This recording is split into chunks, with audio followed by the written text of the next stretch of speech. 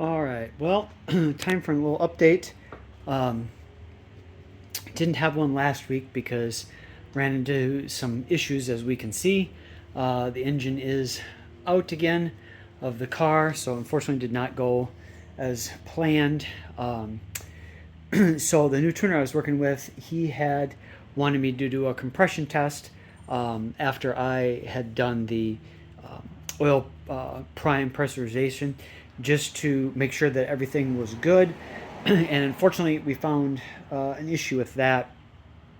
That the driver's side was low.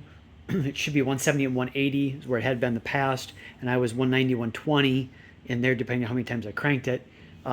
The passenger side was almost non-existent. It would barely register 30, 30 on the compression test.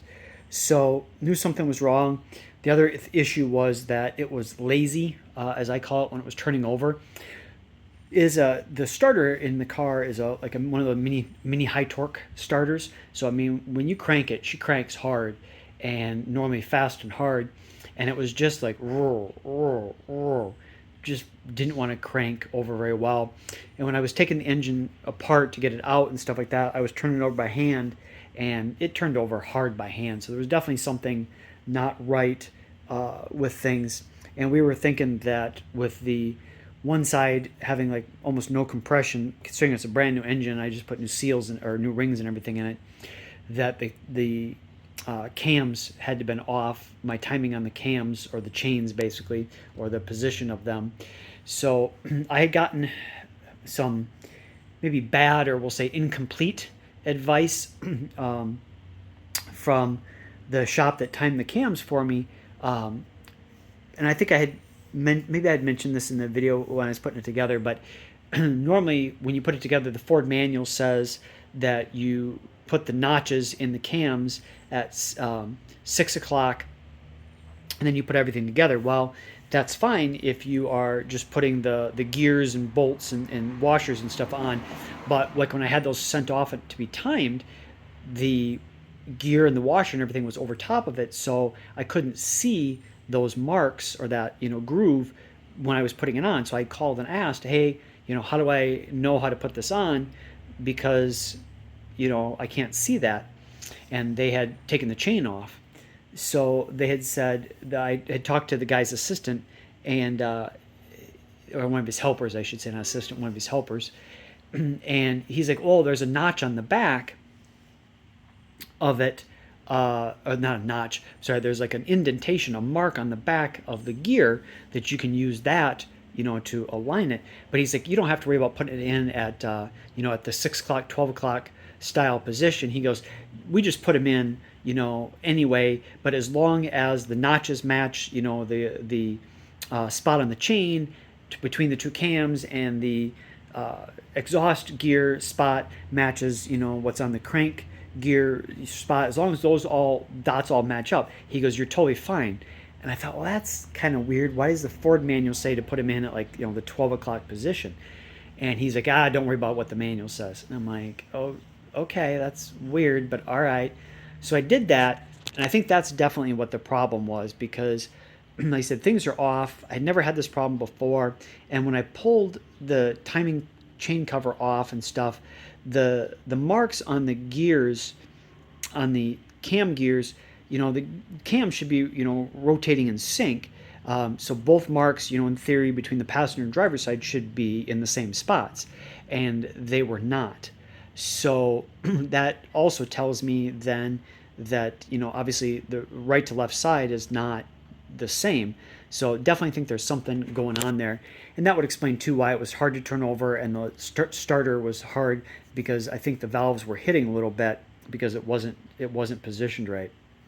So I don't know if he, being a helper, didn't really know what he was talking about, or if maybe there is an additional step they do that he just assumed I knew that step, or just didn't think to tell me, because they do it all the time, and so they don't even think about it, they just do it. Like, they line them up in any position, and then they rotate them back, to a certain spot or something like that. But definitely I was missing something, and it was not right.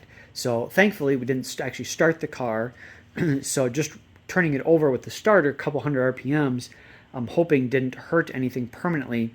I stuck a camera down inside, and I didn't really see any, as best I could tell. But you can't really see perfectly with the scope and a little camera. So I didn't see anything that jumped out at me like, holy crap, there's a scratch, or there's a chunk or something. So I thought everything was fine. So I took it out. He said, got everything disassembled, figured out that's what it was.